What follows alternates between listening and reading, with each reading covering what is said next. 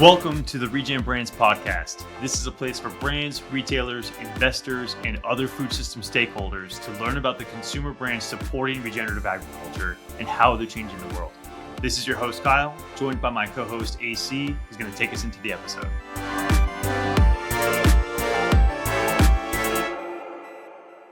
On this episode, we are joined by Cole Mannix, who is the founder and president of Old Salt Co-op. Old Salt Co-op is supporting regenerative agriculture with a collection of vertically integrated businesses, bringing regeneratively raised meat to consumers. The Old Salt brand was created by a group of family ranches in Montana to provide a better food system and future for their land, their animals, and their customers. Old Salt sells meat direct to consumers online. They operate 2 restaurants in Helena, Montana, and they're also operating and acquiring meat processing facilities in the region, all with the goal of selling damn fine Montana meat based on one simple idea: land is kin. In this episode, Cole details why these family ranches created Old Salt in search of a better alternative to the commodity market, why their focus is to turn consumers into citizens, and how their model can eventually triple rancher margins by creating equity upside for producers. We chat with Cole about the why and how behind the complex Old Salt ecosystem of enterprises, the legendary Old Salt Festival coming up in June, and why he wants to start a grain finish program, plus so much more. This was a fun one, y'all. We hope you enjoy it. Let's go. What's up, everybody? Welcome back to another episode of the Regen Brands podcast. Very excited today to have our friend Cole Mannix from Old Salt joining us. So welcome, Cole. Thanks for having me. Yeah, we're stoked to have you. We're not to dive into the details quite yet. Anthony's having a weird morning, so it's making me have a weird morning. I feel all thrown off. I'm gonna throw him under the bus. But for our listeners who are not familiar with Old Salt, Cole, give us a quick lay of the land. What sort of products you produce, and where can people buy Old Salt today? Yeah, we're a meat company based out of Helena, Montana, and they can go to oldsaltcoop.com. So we sell direct to consumer, and we have a couple of restaurants here in Helena where they can also visit us if they are through Montana. And you can also buy festival tickets online for the big shindig that we hold every June. We have many people that have attended that are avid fans of the festival. So we definitely got to get out there, and we want you to talk about it. And Cole's already getting acquainted with how highly professional this podcast is from how we started off. But Sounds like Cole, our corporate meetings. Yeah, there you go. Perfect. Great fit. You have one of the most interesting business models or businesses, kind of ecosystem of businesses that we've had on the show, and we've had quite a few that are very interesting. So really excited to kind of dive into that. You and I have had the pleasure of kind of sharing a stage at RFSI last year, so I got to know a little bit about what y'all were doing from that. And a quote to kind of tee up maybe the origin story that really stuck out to me that you shared at that time was, this is not a group of producers looking to change their practices. This is a group of producers that are regenerative, have been regenerative, and need a non-commodity market. They needed access to a different market. So um, just to tee you up to kind of share, like, what is the background here? What sparked Old Salt Co-op from that perspective?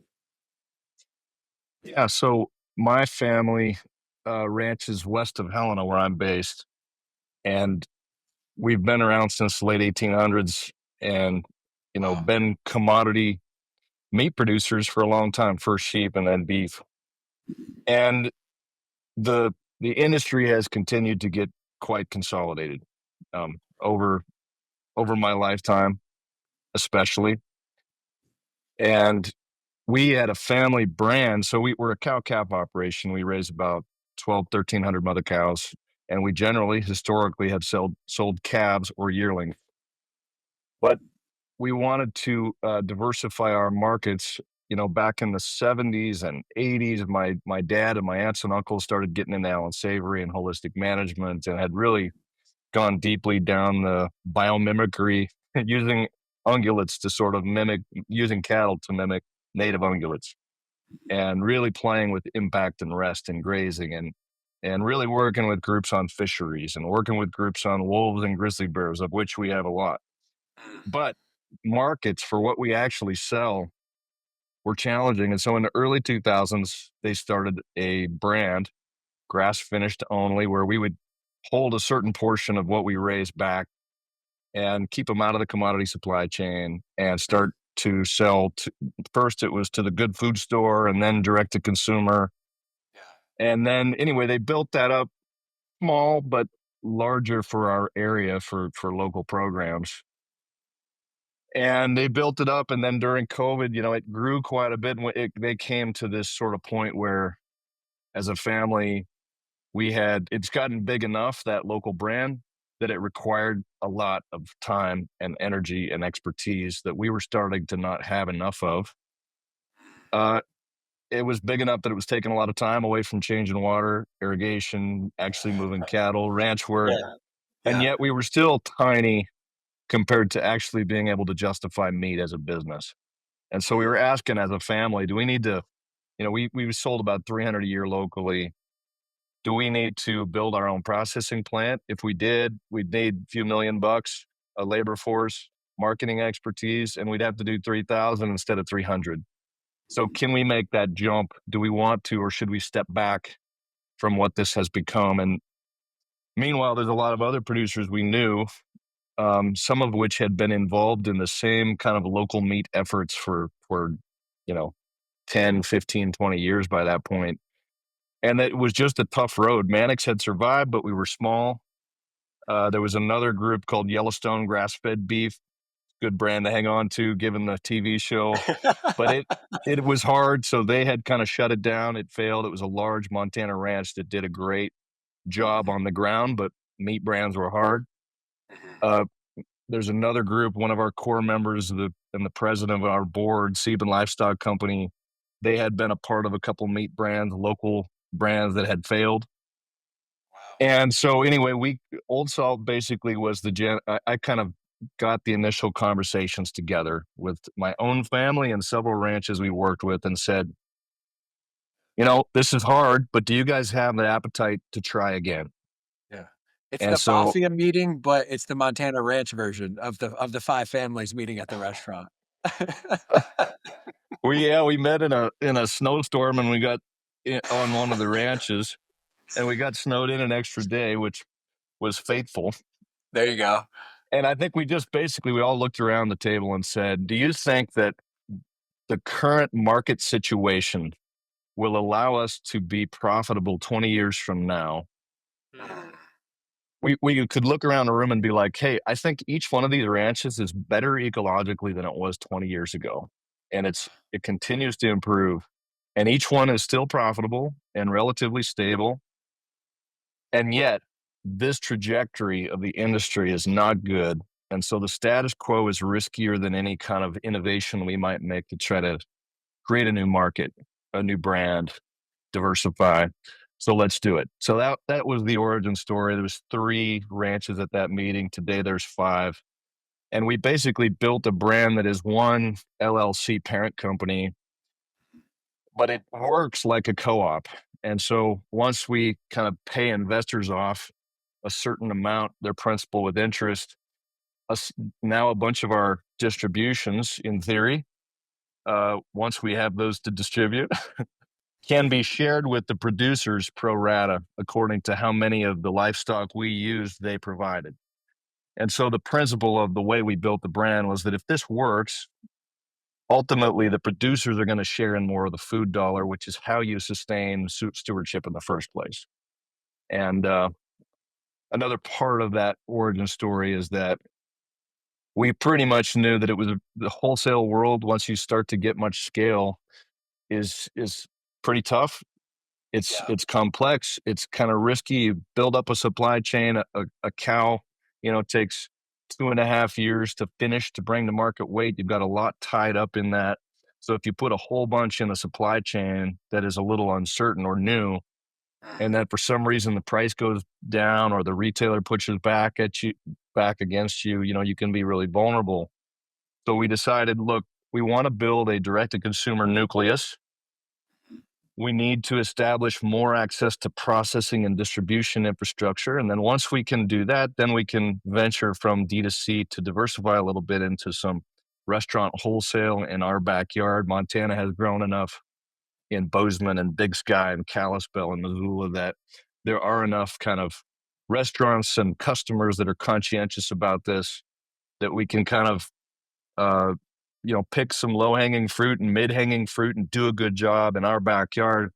And then perhaps there will be an opportunity to begin to grow. And we mentioned a little bit groups like Lineage, folks that are building big brands and looking for scaled sourcing of certain cuts. And so eventually we may be a big enough kid that we can start to consider supplying things like that. And so because direct to consumer was, sorry to go on so long, but because direct to consumer was such a focus, we wanted to distinguish the brand in some other way than claims, labels. This is the world's best cup of coffee. This is the world's greatest beef or the first ever certified this.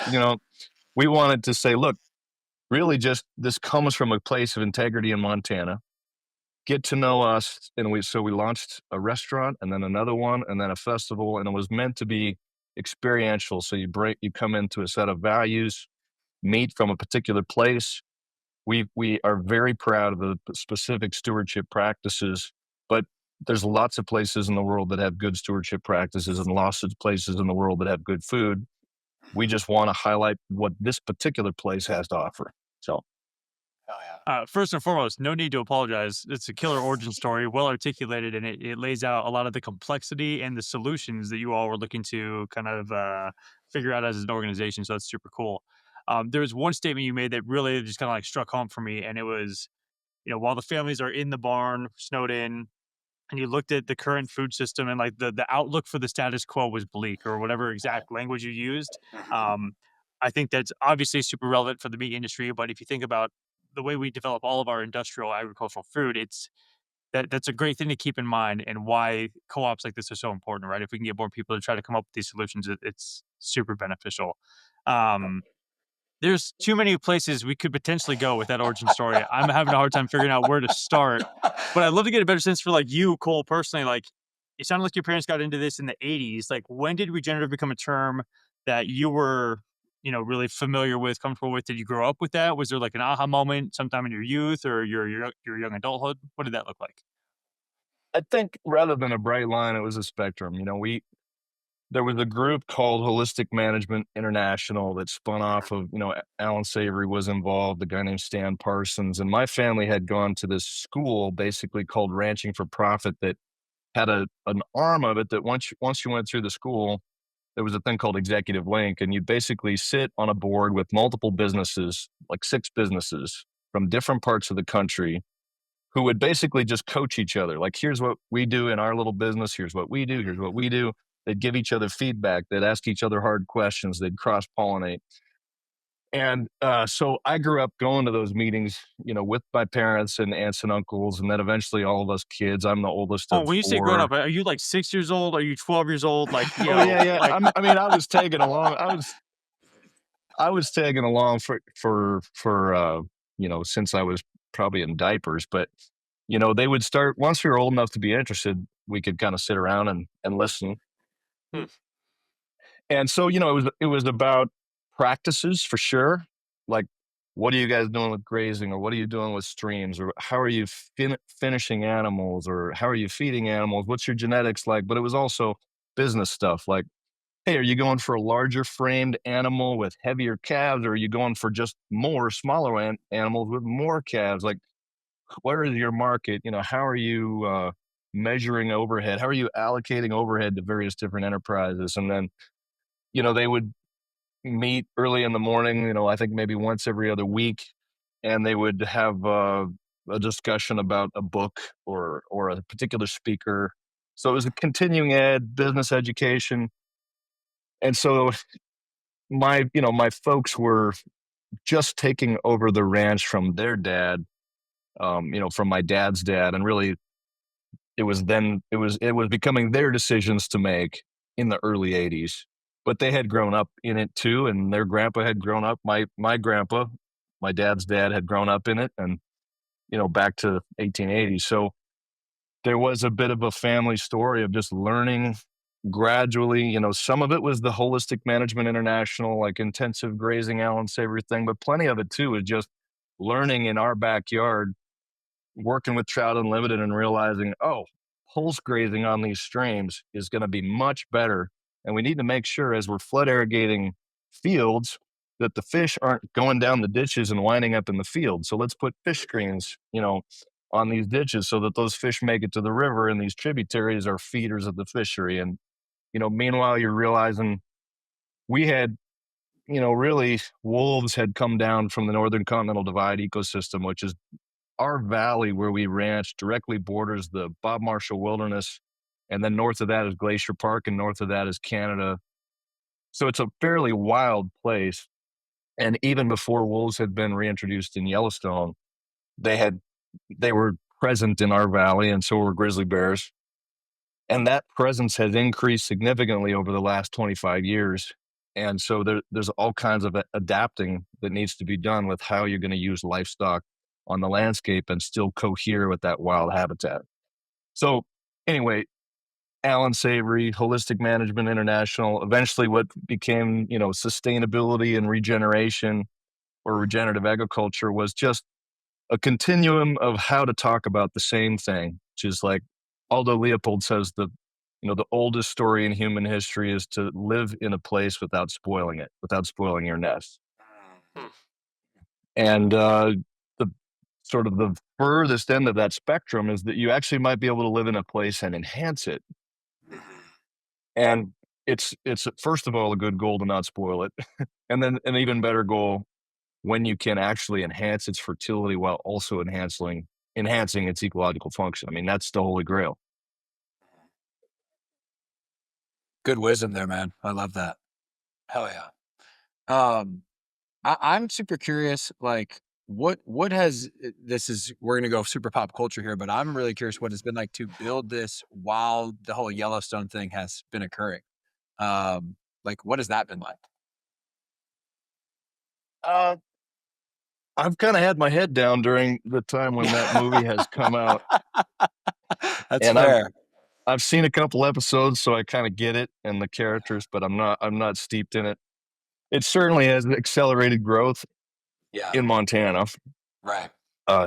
particularly the Bozeman area, and that kind of happened at the same time COVID did, Mhm. and so COVID was causing people to reevaluate risk and reevaluate their lives, and some of them wanted to move and live in a different place, and so it's definitely created a lot of changes in Montana. I think it highlights, there's a particular image of the West that it has sort of magnified, and Mm. it's kind of a pretty artificial version. And you know, it sells and it's sexy and interesting to people on TV. But I think, and it's I can have fun and enjoy that, and also know uh, what I'm really interested in sharing with people, and the version of Montana and the version of America I want to live in looks a lot more like Old Salt Festival, which is kind of a place where we try to say, hey, like this is what Montana really is. This is what we care about together. We share the land in common. We share each other's health in common. Your health has to do with my own health. And so like let's do good shit because there's so much bleak in the world. Like let's eat better together. Let's break bread. Let's make sure there's opportunity for our kids because that doesn't look so good. Let's make sure we've got the foundation of relationships for political sanity. Like let's take care of our soil and not lose it all down the river. We have an interest in a stable environment. We're destabilizing it. So like let's go ahead and transform a little bit and sort of evolve to accept to accommodate and to meet the new challenges that we face. What's up, y'all? Quick interruption to do two things. One, say thank you. Thank you for supporting our work. Thank you for listening to this episode. We greatly appreciate it. From Kyle, myself, and our whole team, thank you so much for your support. It truly means the world, and it is why we do what we do. And secondly, we're asking for your support.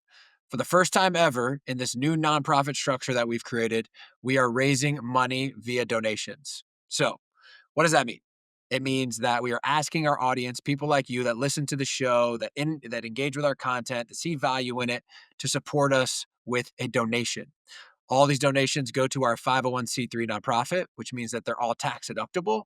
And right now, we are doing a fundraising campaign where one generous donor has pledged to match all of the donations that come in the next few weeks until we hit $50,000 total raised. This is a big opportunity for us. This is the first time we're doing this. So we're going to celebrate with a couple cool things. As you can tell from this episode, this is episode 98. We got episode 100 coming up. So every single one of you that donates any amount at all will get invited to our community call that's happening here in a couple of weeks, where we are going to celebrate episode 100. We're going to throw a big party. We're going to have a lot of fun. We're going to have some very special guests. So any donation, any amount, book your ticket to our community call in a couple of weeks.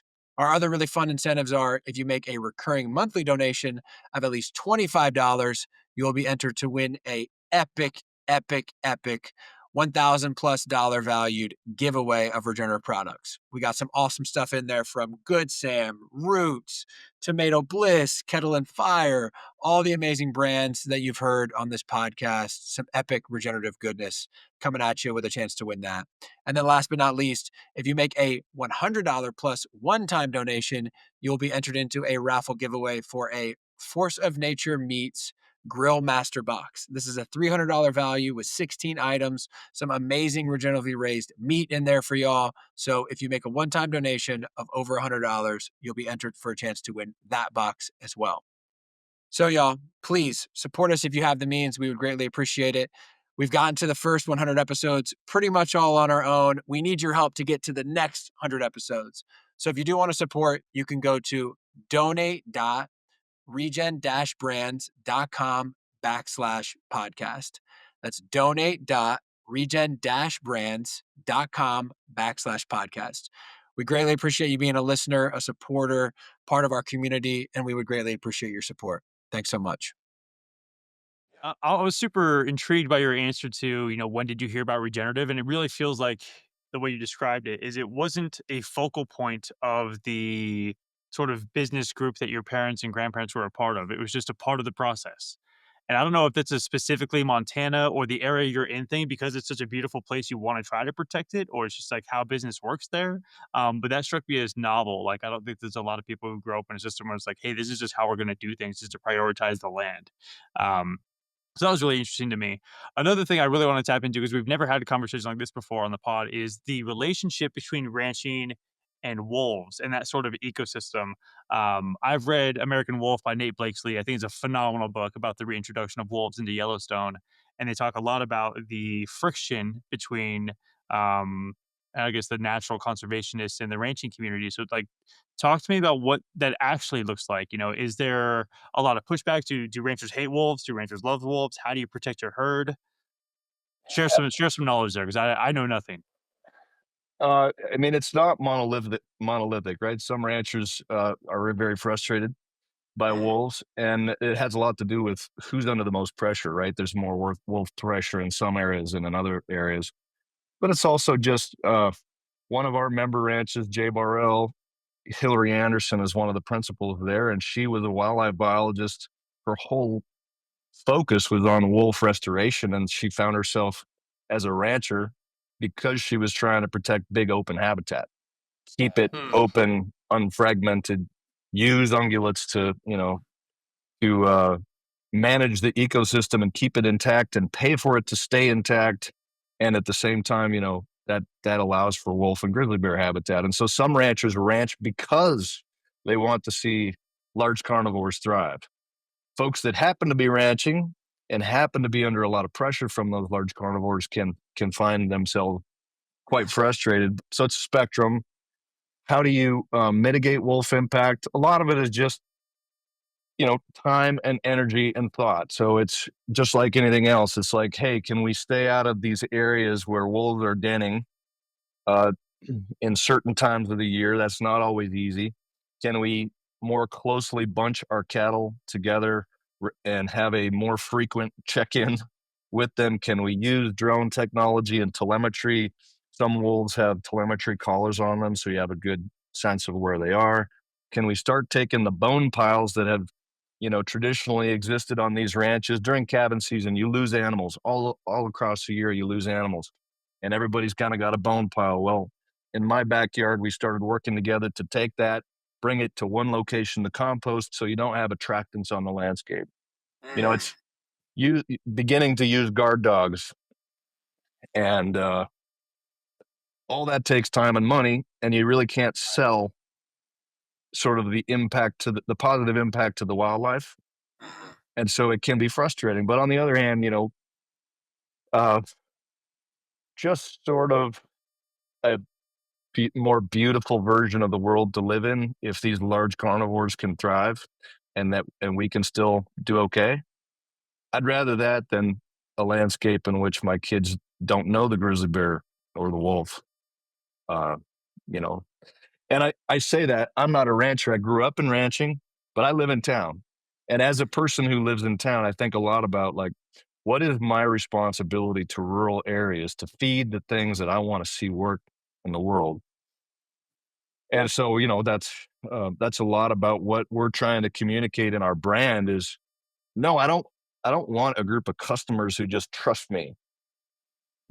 I do want them to trust me, but I want them to be, they are citizens more than they are customers. Customers only one part of who they are. They're citizens who are choosing what am I going to invest my food dollars in? What am I going to invest my investment money in? Like, what is the version of the world that I want to feed? And so, I, as a customer who lives in town and does not bear the pressures of keeping an ecosystem intact, I want to feed the kind of ranching that I got to grow up in, if that makes sense. The integration of place in the brand is so much more present, I guess, than like average, right? Like everyone wants to talk about where they source something from and put the picture of the farmer rancher on the label or whatever, but the way y'all are integrating it just feels much different to me. And Cole, you shared at a high level, but I would love for you to take us through each of the business entities and maybe the order that they were like kind of created in, because I think that story is woven through that. And then I'm sure throughout the conversation we'll maybe double click on some or all in more detail. Yeah. So the first thing we did was we launched Old Salt Outpost, which is kind of a smash burger place that doesn't use any seed oils. So we Oh rendered yeah. down our own fat and we cooked, our potatoes in beef tallow, and we have a single or a double smash burger and a sturdy salad, which you put a patty on a kind of a hearty salad, and then we started with a chili, but very simple. We leased a kitchen from an existing bar, so we didn't have to own real estate. Wow. We didn't have to own an alcohol license. The bar's sales increased a bunch just because people were coming in for food that had never been in before, so their alcohol sales went up. And we wanted to know, can we execute this? Will people like it?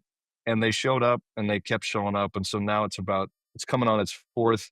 This fall, it will be 4 years old. Nice.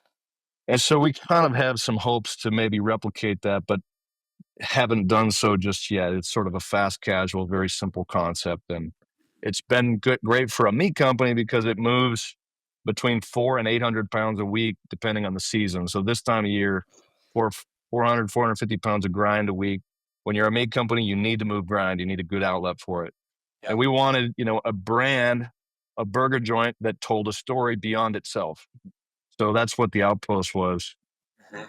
Second thing we did was we started a festival. And Andrew Mace is our culinary director. He was employee number two, had come from Portland. He grew up in Laurel, Montana, but had been a chef in Portland at places like Le Pigeon, Lazy Susan, and she was a wood-fired cooking nerd. So I'm like, Andrew, I've had this idea for a festival for a long time. We were going to call it Four Fires, but everybody had heard about the Fire Festival, that documentary of the one that Yes. went Oh, wrong. yeah. Good call to Yeah, disassociate good yourself call. from that.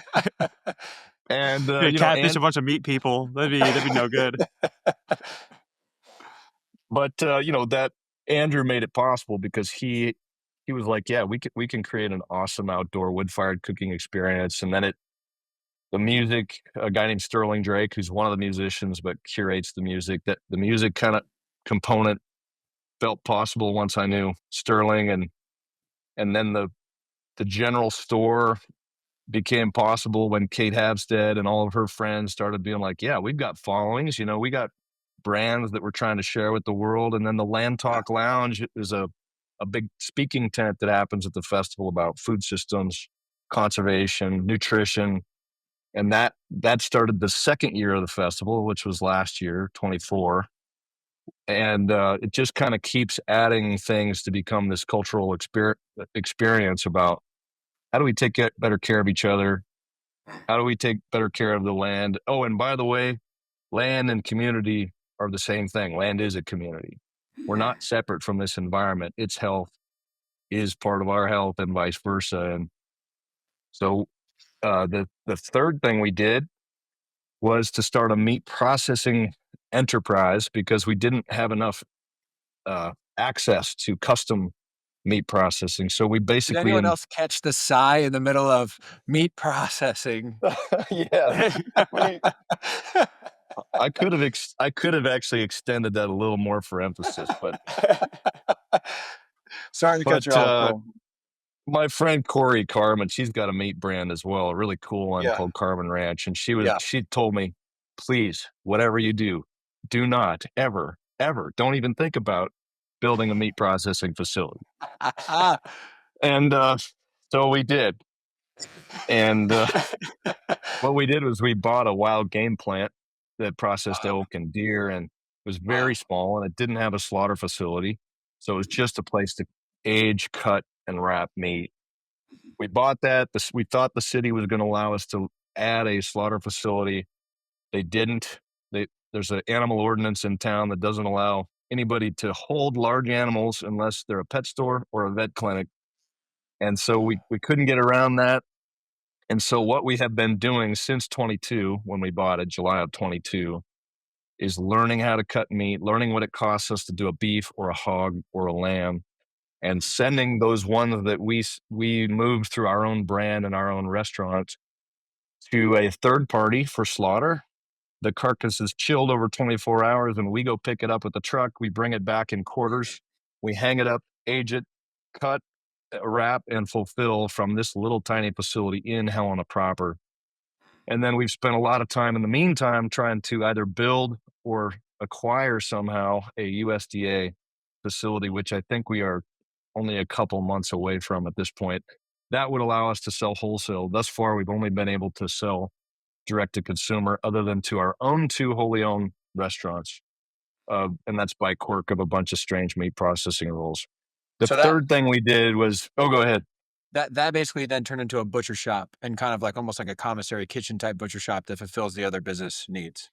That's right. Yeah. Okay. And it also does a little bit of custom processing. Like we process deer for the city of Helena.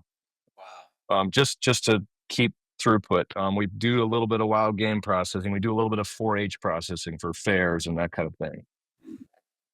And then the next thing we did is we wanted a home base, a flagship brand where we could really host people. And so we launched the Union, which is a wood-fired grill and butcher shop. That opened last April. That was the biggest chunk we bit off because we had to buy the building and renovate it. And it's an old early 1900s building. And in January, it was nominated for a James Beard in the Best New Restaurant category, which is super exciting. Hell yeah. Congrats.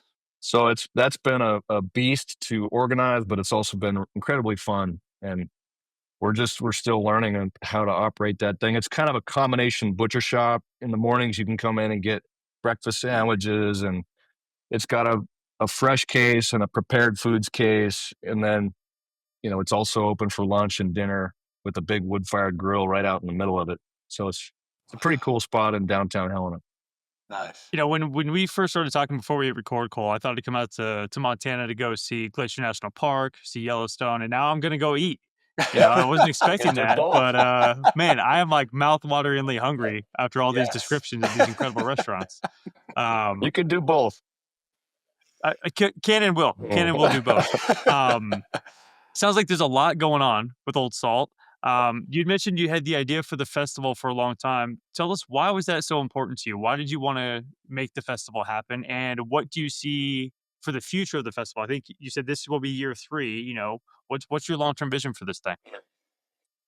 Yeah, well, a couple things about why I thought it was important. So I grew up in an area where I was the only kid in my class most of the time between kindergarten and 8th grade. I had part of the time I had one classmate named Bill McCormick, and the rest of the time I graduated as the only kid in my class Wow. at the top of my class. There So you go.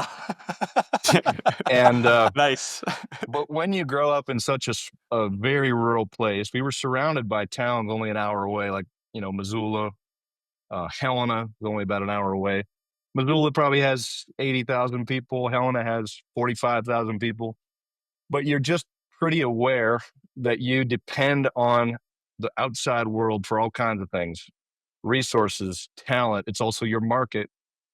And I wanted a way to share what these rural places that are ecologically intact offer to the world, but also to share what we need from the world, and so the other thing is that I am somebody who I right out of grad school was involved with a failed meat company that tried to build a brand, and it got a bath in kind of the commodity meat world in the US. And I didn't want to build a brand that used a certification as the primary means of differentiation. It's not that I'm against all certifications or anything like that. It's just once the four massive meat companies that really dominate the industry, they all have dozens of brands. It appears to the customer as if there's a lot of diversity, a lot of options to choose from. There's really not. And it's so hard if somebody doesn't grow up in the meat industry. There's so many parts to it. There's the calf stage and the yearling stage and the feeding finishing stage, the farming stage, the actual packing stage, the distribution stage, the retail stage. Like it's just so complex. And no brand, no certification can communicate that perfectly. It's quite imperfect on the shelf. So I wanted an experiential way. And I thought first, like, well, how about a bunch of yellow school bus tours to all these member ranches of Old Salt that happen throughout the growing season? But when you think about taking bites of 20 and 40 people at a time, Right. it's not that I'll never do that sort of agritourism thing, but it's a festival was a way to bring a few thousand people to a place and have them not just see the landscape, but get to know each other and break bread. We've come together around food and fire for a long time as a species. And it's a good setting to go deeper. That's might be you might recognize one of the bands or one of the chefs or one of the artisans, and you come out there with your family, but you end up finding your next business partner. You end up finding your next project to fund or your next investor. So you asked about my vision for the future of the festival. I think of it a little bit like an outdoor RFSI or Regenerate conference where I want to see not just Old Salt thrive, but I don't want Old Salt just to become a, a big company that becomes part of the problem. I want us to stay regional and bite and manageable. And then I want to see 1,000 more Old Salts. And of course, it's not all about Old Salt. It's like we're bringing together a pre-festival gathering of investors and brands. I'm thinking of Cairn Spring Mills. They're building a mill in Pendleton. They have one in Skagit Valley in Washington. Really high quality artisan grains and flour. Range Revolution, we mentioned Kate already, who's building a regenerative leather brand. So I'm trying to use the festival as a place to just further a lot of the things we all kind of care about in common, this paradigm change. I mentioned the status quo is risky. Yeah. So I want it to be a place where innovation is catalyzed. And that's kind of my, I guess, the vision for the future of it. What? I already wanted to go, and now it's like, man, when is this thing? Like, I gotta be there. I'm super pumped. Yeah, people just have to think like summer solstice. So it's always that kind of third week of June, but that comes somewhere close to the June 21st solstice, the 3-day festival where there's glamping, there's car camping, there's RVs, and then there's also cities about an hour away if people want a day trip and commute. Yeah, the dates are June 20th to the 22nd. We'll obviously drop the link in the show notes. I feel dumb that we haven't asked this question yet, Cole. Why Old Salt? Where did the name Old Salt come from? I thought it was a good kind of meat name. I like Yeah. salt. I like salt. I think you're right about that. I like saltiness. The company that I worked for that failed was called Salt of the Earth Ranchers Cooperative, Too much. and it was a bit of a mouthful. Yeah. And I like the idea that people, when they organize in a certain way, can actually enhance landscapes in the same way that salt enhances the recipe. You know, salt of the earth is it's an idea that, hey, if we really interact as stewards rather than as owners or as customers, where it's just purely about production, consumption, I like the idea that we can actually shape ourselves, our lives, our brands, our businesses, our buying habits to enhance our places rather than to extract. And I like, Old Salt is kind of a mariner name, but it's sort of describes a person who's salty and who's Yeah. maybe they like to laugh and they have reverence and respect, but they're not afraid to tell a dirty joke. And Yeah. it's a certain kind of Yeah. an attitude about the kind of people who are salt of the earth people. A lot of times we talk about uh, they might not be fancy, they but they'll they ask more about what can I give to my community than what can I take, what's in it for me. That's a great name. So And I'm curious, once you have the name, you have this concept of you want to start a brand that doesn't rely on certification. You've seen me businesses fail. How do you then go from that concept to developing the brand and creating the messaging to attract the right customers slash citizens that you mentioned previously? And how do you do that both from a DTC perspective and from these various, brick and mortar restaurant location perspective? Sorry, that's a big question. So it's a great question. It's a great big question, and I don't know that we have the answer, but I think right now, for example, all of the ruminants that we raise never have grain. And yet I don't see that as a fundamental aspect of the brand. It's just that raising them in that way is what my family had done to build a small brand called Mannix Family Grass Finished Beef in the Missoula area. That's kind of where we came from. And that's what our customer base wanted. And by finishing them on grass, we don't have a lot of farming in the mountain valleys in which the member ranches of Old Salt, at least, started. There's plenty of farming in Montana, but just not in the farming was not part of our core expertise. And so finishing them on grass was a way to just see all the aspects of the production system and feel like, yes, this has integrity and we can represent it as having integrity. I do think that Old Salt one day soon will have a grain finished line of beef.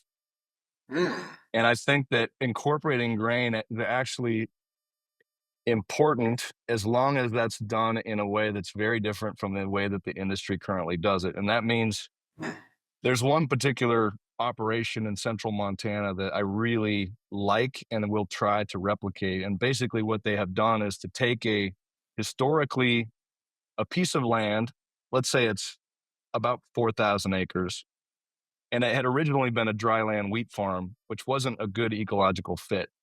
But this particular person bought that place, developed water and fencing, and then what he did was to aggregate commodities that were just byproducts of the grain processing that happened in the Billings area. So I'm thinking of wheat midds, feed grade barley, and he bought a vertical mixer and he aggregated those feedstuffs. And then he essentially pulls a wagon train of bunks on wheels behind a tractor. And these cattle have access to that grain and they have access to pasture and they're moving intensively and that piece of land Wow. looks beautiful compared to 10 years ago because it's taken and incorporating all these nutrients, and in the meantime the product ends up being pretty luxurious.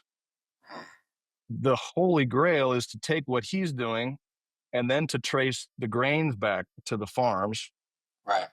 so that they have the best provenance possible. And in this particular case, that producer buys cattle out of live auctions, and so you're not sure where they came from before they were, yearlings. Mhm. And so I want to basically, we know the ranches that those calves are coming from and originate from.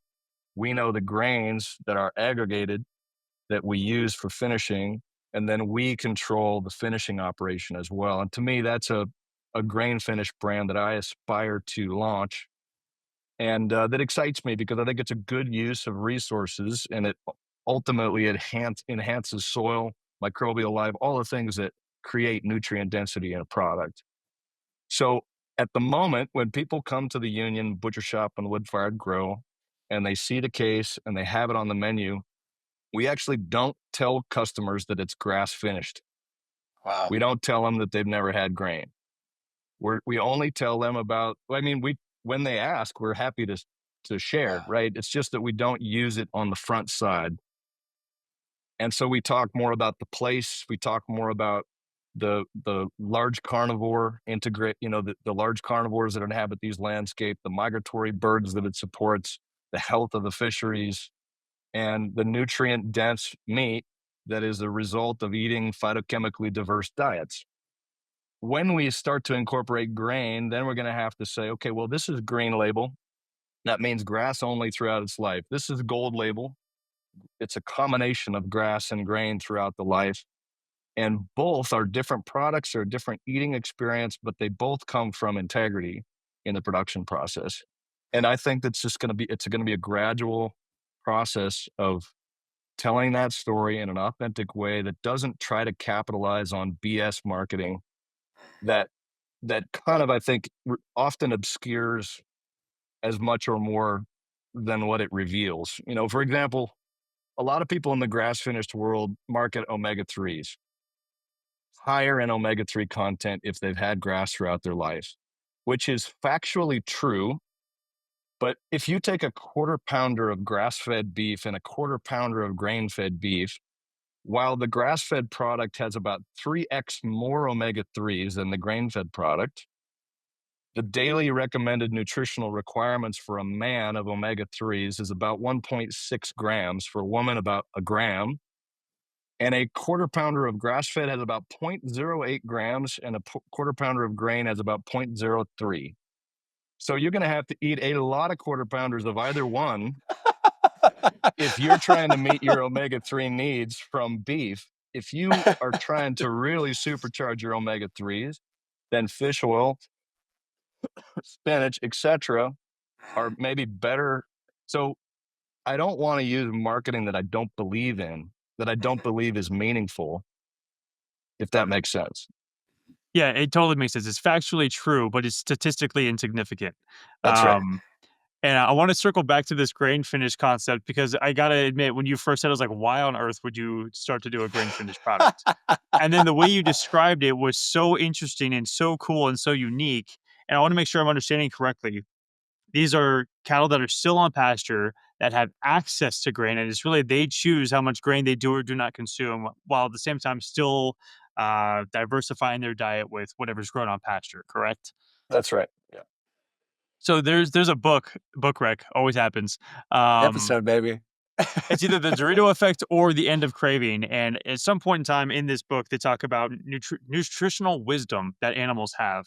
And they do a study where they have like this nutritional guy who's like a cow professional, and he puts together the perfect diet to create the perfect, system for a cow. And at the same time, and maybe there's like 5 to 7 different foods. I don't remember exactly how many. And it's very regimented. They have to eat a specific amount of XYZ. And then in the other portion of the experiment, they have the same exact foods, but the cows choose what they do and do not consume. And they measured the biomarkers after the fact. And the cows who had free choice had significantly higher biomarkers across the board and were healthier because they know what they need best. Which is part of what is so intriguing to me about this system that you're going to try to put together, because that concept of nutritive wisdom is, I think, kind of flying under the radar at this point. But as we focus more on nutritional density, I think that could improve. And I would be really interested to see like what the nutritional density studies yield on that, cow preference grain finished operation looks like. Yeah, for sure.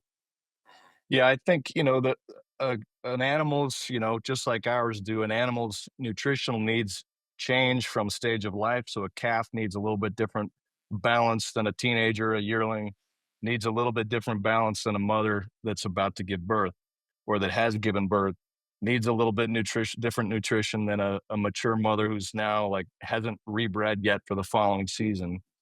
And so it changes over the course of the year, even over the course of the growing season. Grasses offer something when they're first growing, and then they offer something different when they're mature and they've set seed. Uh, so anyway, I think that there's a lot to that nutritional wisdom piece, and there's a lot to self-selecting, allowing the animal to self-select and be an individual. Yeah, totally agree. Fascinating. I want to try this beef. Bad. Yeah, but I think this is for me. It's one comes down to ultimately what I think a lot of regenerative brands end up doing is to say, look, our production is fundamentally different than the commodity status quo. And that's why you should buy from us. And the fact that our production is fundamentally different is sort of the number one most important thing. But what I would say, and I think I might have mentioned this, Anthony, on our panel together, is that if tomorrow the food production system is a system, like it everything has to sort of work together from the very growing of the product to the distribution and ultimately the sale. If tomorrow you made every producer by fiat, just a thought experiment, into the most talented, uh, capable, wise producer you possibly could, if you could just snap your fingers, the system in which they sell into would essentially starve that out very fast because it is designed to consolidate money at the downstream end of the supply chain rather than sending that money back to feed the kind of production we want to see. And so for me, the best analogy is if you starve a landscape of water for very long, it begins to desertify. And the plants that remain are conservative and often prickly, and essentially they're defensive. We need to turn the faucet back on to allow water to return to that landscape, which feeds life, and money feeds businesses. So, what I am trying to focus on is let's do another thought of experiment and go up to the 10,000-foot level and say, okay, there's Walmart retails more food than the seven next biggest retailers. JBS, Cargill, Tyson are huge meat companies with huge market share. Cisco and US Foods are huge distributors with huge market share. If you didn't change anything else, but simply now you've got 1,000 distributors and 1,000 packers and thousands more retailers, that by itself distributes power in a way that allows more money to return to production. I think that alone, I'm not saying we just do that by fiat. I'm just saying if you could change production or you could change that by fiat, I would change the consolidation because it would turn the faucet back on for of money returning to these landscape and allowing for the innovation that people who work with land and animals do naturally. I think there's far more people actually than is realized doing incredible stewardship, and yet they are forced to sell into one kind of commodified system that does not feed ultimately thoughtful management of complex ecosystems, which is basically just planning, measurement, iteration based on the measurement, and then do it again. It's suffering over time. It's trying really hard over time and tweaking and optimizing production systems. That can't happen when you're just so exposed. You've only got one or a few buyers, and it's very hard to innovate. And there's just not so many places to send product. Then, if you take that same thought experiment and say, not only now do you have many distributors, many processors, many brands, many retailers, but if you also give producers a share in the upside, so that the producers are essentially have an ownership in the end brand, that's how producers get more of the share of the food dollar. And so while I am proud, and I think that the members of Old Salt are exemplary within their field in terms of managing livestock and grazing ecosystems, that's not what I think is the most significant thing about Old Salt. The most significant thing about Old Salt is that if we work and we get to this point where we're distributing money to producers beyond just the cost of their animal, beyond just buying their animal, we're not just going to make a few founders and investors wealthy. What we're going to do is send money back to producers. Fundamentally, structurally, that's how our business is set up. And it's what I think makes it most different. Like, feed the things that you want to see grow. Don't feed the things with your money or your investment that you are quite sure are broken and will basically send resources to the wrong place, if that makes sense. Yeah. I I love the fact that you took us there because I was going to kind of re-tee you up to touch back on the farmer equity piece because you mentioned it quickly earlier, and I think it would be a super interesting thought exercise to just quickly have you do like what it looks like for a rancher to sell to Old Salt in this ideal system that maybe isn't fully finished yet, that returns some of that equity back to them versus just into the commodity system. They're selling a live animal, and to really, you know, back of the napkin math or some sort of example there because, um, you know, you basically just did the Regen Brands Manifesto, a different version of it, where we also said, hey, we can talk about changing practice until we're blue in the face, but there's this whole pathway to the consumer and back to the farmer that, like, if we also don't fix that, I don't think it really matters what's happening on the land in the long run. Um, so, yeah, would love to have you maybe break down that whole break down those economics a little bit more or give an example of like how that would differ from status quo. To give you an example, so the ranches that are part of the Old Salt brand, the three founding ranches, there's five now. The three founding ranches manage about 180,000 acres between them, Wow. and there's probably about 4,000 head of mother cows plus some sheep. Let's say 2,000 sheep on those three ranches. As a commodity producer, their gross margin per head, I'm sorry, their net margin per head at the end of the year. Uh, and by the way, in each case, there's no debt on the land. So they don't have to buy the land. They already have the land. Um, two of them have been owned since the 1800s, and one of them has been owned more recently by a person who had financial wealth, bought the land, doesn't know anything on it, right? So their net margin on calves sold through the conventional system in a decent year, call it an average year, think like $250 to $300. It's it's not very big, like my family, they could sell that land next year for $50 million, but their annual profit might be $250 to $300,000. And so the first regenerative decision they make basically is don't sell the land. We we value being we value being like stewards and living this life with not a lot of cash more than we do cashing out. That is just, it's not a difference in system, that's just a difference in values. Um, what I think Old Salt can do, if it works, like our model says it can, is within 10 years, I can triple that net margin Wow. just based on sending their animals through a regional supply chain connected regionally to customers.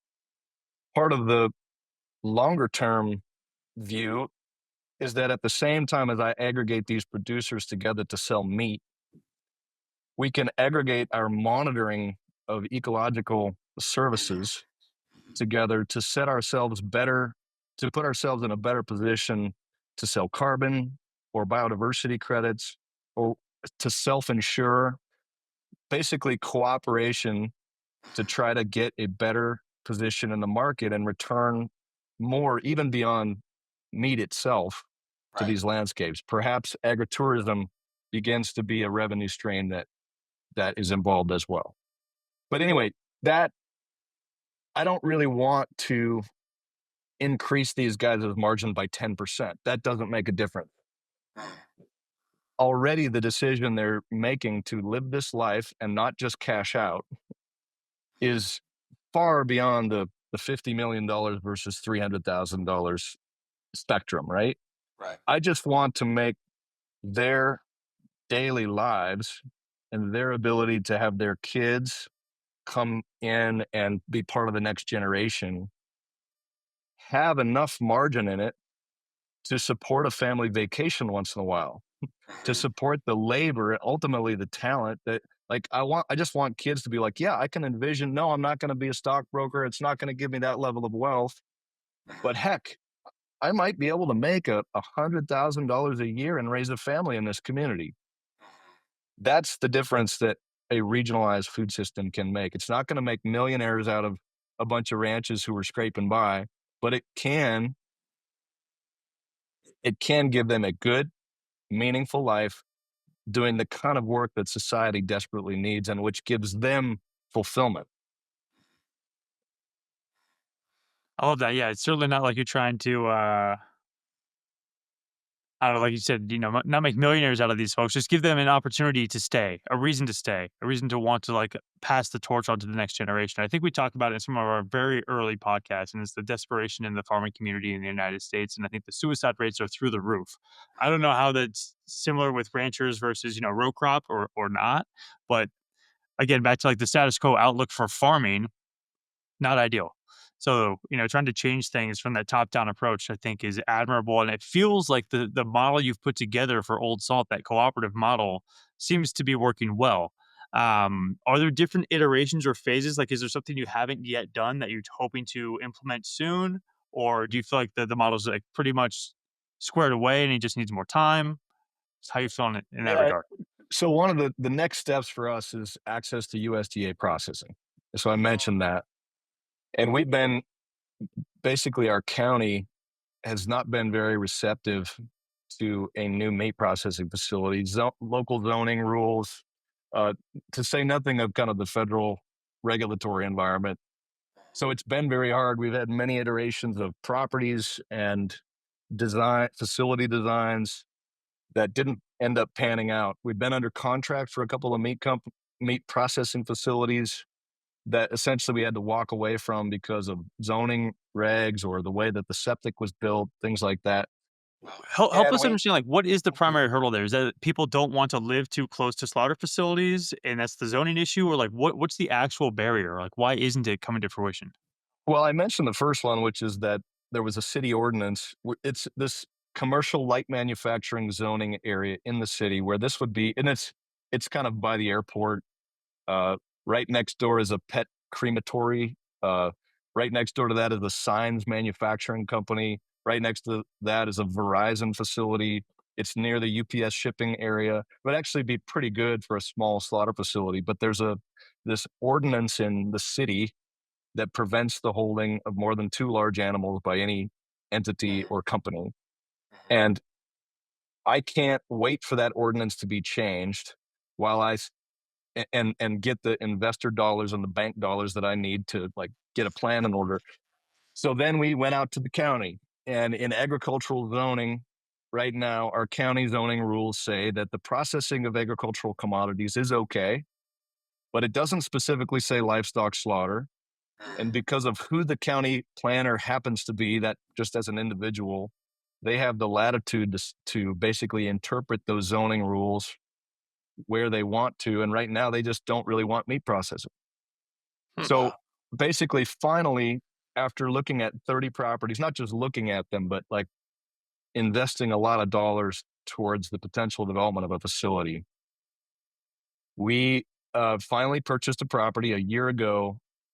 It was the only smallish property outside of any zoning in the county that I could find. And we've been spending the last year, we got some federal grant and loan dollars, spending the time to design basically it's a 17,000 square foot facility. And we are about ready to break ground. And then about a month ago, we were approached by a, a packer that already has a facility and a team. And they said, don't build new, buy ours. And so at this moment, as we speak, we have a kind of a term sheet agreement and we're working towards a buy sell. And we may just acquire that. Once we did that, it will hugely improve our margin and we'll now be able to sell wholesale, which we haven't been able to in the past. And we'll also be able to custom process for other private label brands that also want to sell livestock to the system. So that's one major next step. Another major next step is we need to build out that finishing system that I kind of mentioned, which is a finishing system that works better for Montana's environment. Since we're selling very locally and regionally, we have some customers that are interested in a grass only product, but there's a lot that still expect a grain experience. So we need to have a product that speaks for itself to the people that want a certain experience and yet also has the integrity that we care about. So it's a more luxurious for some eating experience because it's got more of that high marbling and fat that grain allows for. That's so building out a finishing supply chain in Montana that works for our environment and the set of customers that we're working with to add to the grass only line that we have is another key next step. And I would say that further next steps, we think that we can have 10 or 15 of these burger joints across the state. That allows us to move a lot of grind that ends up being the thing that can build up on you at a good margin to know where it's going. Those burger joints also then help tell our story, help bring new direct customers in the door. So those maybe are three steps that I would name that are part of the next phase for us. I love the vision, and I want to tap into the wholesale piece specifically because so much of what we talked about has been so regionally focused. So, if and when the wholesale product becomes available, do you plan to keep that regional as well? And is that wholesale primarily focused on food service, or is that retail, a combination of the two, maybe some other markets? Yeah, I would say that the grocery side of things is sort of the last place we will look. The first step Smart. is local restaurants that are selling to higher end clientele and want that Montana story. And when I say local, I sort of mean yes, Montana establishments, but I consider Spokane and Coeur d'Alene fairly local. And it's from this sort of landscape that's not so different than Spokane, Coeur d'Alene. Those two towns are closer than Eastern Montana is in sheer miles.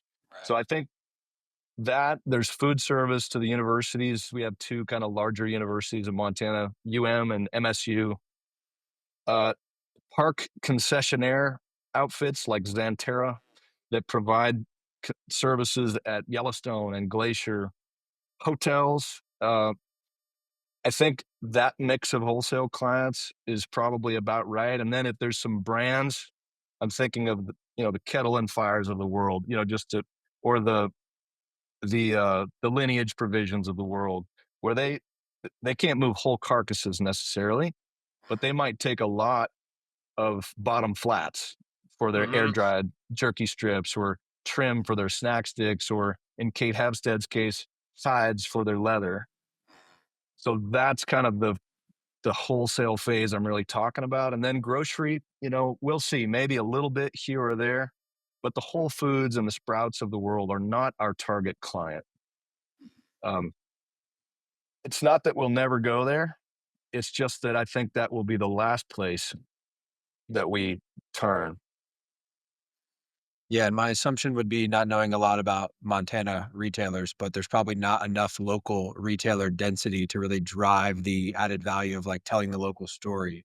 It's probably all national chains for the most part, I would assume. I mean, I'm sure there's some independent retailers, but maybe not We enough have to. yeah, we have a few clusters of grocery stores where there's 6 or 7 locations, or 12 to 15 locations. But those retailers are under a tremendous amount of pressure in the grocery space, and Right. the margin you have there is pretty limited.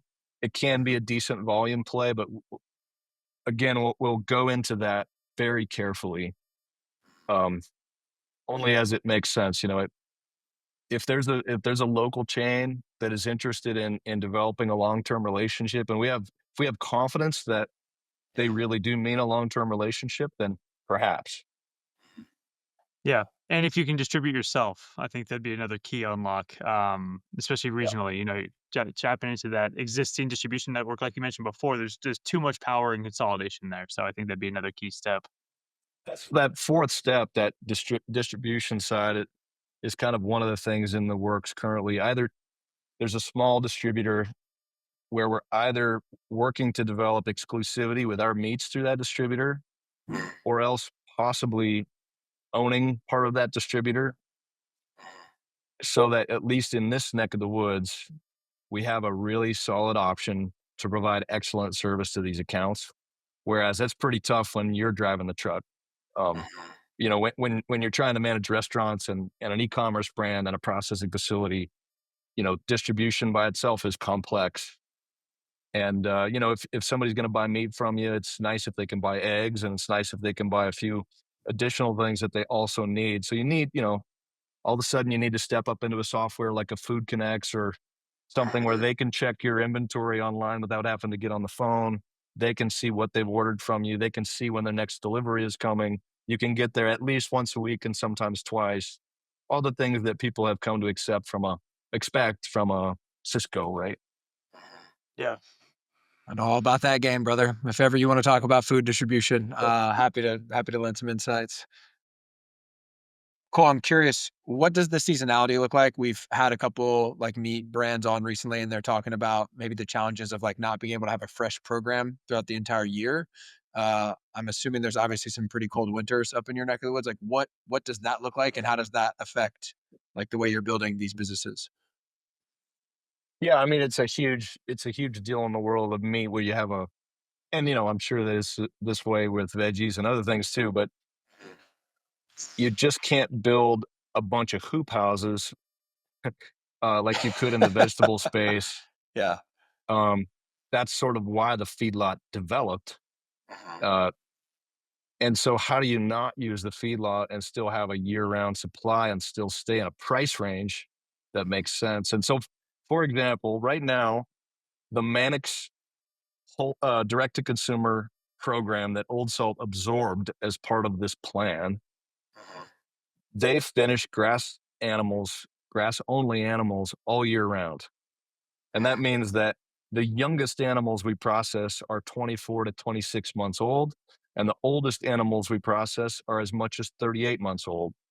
Wow. And it just means that that latest end of the supply chain is far more expensive for those producers to raise. And the young, the earliest end is the least expensive for them to raise, but we essentially spread it out across that cycle, and ultimately it's a more expensive product at the end of the chain. So we could deliver fresh, now if the price point was there. But what we see in the cattle industry right now at this moment is livestock prices are through the roof. They've never been this high on the commodity market because the national herd size is down because of drought. There's also a lot of global factors there, obviously.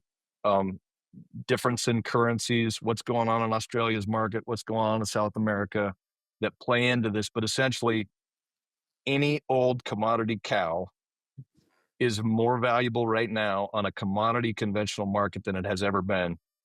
So to buy it for a fair price in the first place, even in even sort of at conventional times of the year from a producer, and then to still sell it for a margin at a level that a retailer can handle is really challenging. It's historically challenging. So it's not that you can't produce it fresh, it's just, can you produce it fresh for a price point that will work for the customer. And on the other side of that, you could say, well, we're just not going to produce a very finished, luxurious product. We're just going to produce a very lean, grass only product. And in that case, yeah, you can go fresh all around the year. And yet you're going to have a hard time finding a client base be- because that product is going to be more like elk than it is like the beef that they're used to eating. And so it's sort of, can you do some things to balance the luxury part of it by honing your genetics and working on the kind of finishing innovation that I mentioned earlier in the show?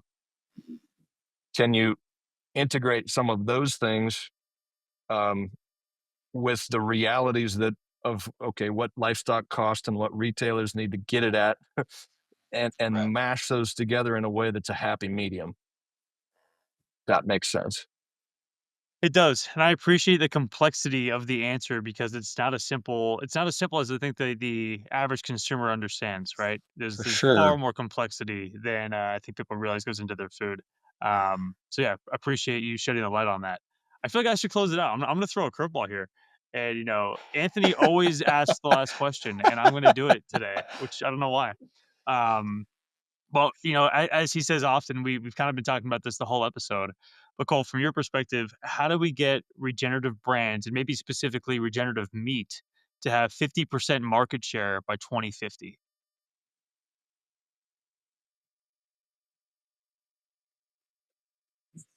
Well, I would say it's a combination of things. And I think it is customers being citizens. Let's just pause on that concept alone. What does it take to turn a customer into a citizen? Because I think that's a really cool concept. I think it takes a paradigm shift on the part of customers, frankly, to see themselves just as much of a participant and a doer in agriculture as they are a passive receiver. And I'm thinking of a brand that I admire a lot called Meat Eater, and it's really a hunting wildlife brand. And one of the things they've figured out is how can we get all these kids and people who might live in New York City to engage in their public lands. They get them interested in gear and how to cook an elk tenderloin and how to actually hunt and be successful. And what are the maps that help you figure out where you're going to access public land. And it's a way that the customer, because I don't like to say consumer, can begin to have agency and participate. And then they get them engaged in policy, right? Um, all these hunting groups, I'm not necessarily saying that Meat Eater does a bunch of policy. I'm just saying by getting a group of customers to be engaged in hunting and public lands, that feeds into membership in organizations like Backcountry Hunters and Anglers and like the Teddy Roosevelt Conservation Partnership, and they begin to influence policy. So I think it's, how do you help the customer feel agency and become a citizen in the food system in the same way as they do in that kind of wildlife and conservation space? And the things that we need to do to reshape policy are many, but it starts with the farm bill and the way that commodity subsidies flow to crop insurance. We've got to redo that system because it essentially props up monoculture, one dimensional agriculture. Yep. We've got to gain the political will as a country to say that it is an intrinsic good to not let power consolidate too much. Because when it does, it inevitably marginalizes the producer, which are the one place we need to be reinvesting. So we need to gain the political appetite to enforce the laws that are still on the books from the 1920s. We just haven't enforced them. Antitrust type of legislation. I think we also need to redo the way we think about food safety.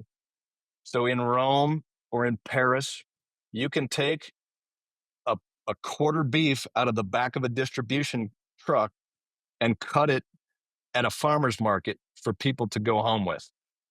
You can't do that in the United States, not because it's we're so much smarter than everybody else around the world, but basically because the big companies don't have an interest in that kind of distributed power. And so instead, if I want to sell a Brazala, I can't just hang it in my shop.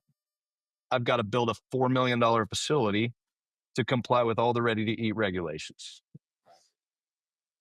And then I think the other thing is the brands and the investors who are fueling innovation, the investors need to begin to look at if these brands we're investing in work, are they structured in a way that will return value to the producers and that empower producers compared to the opposite?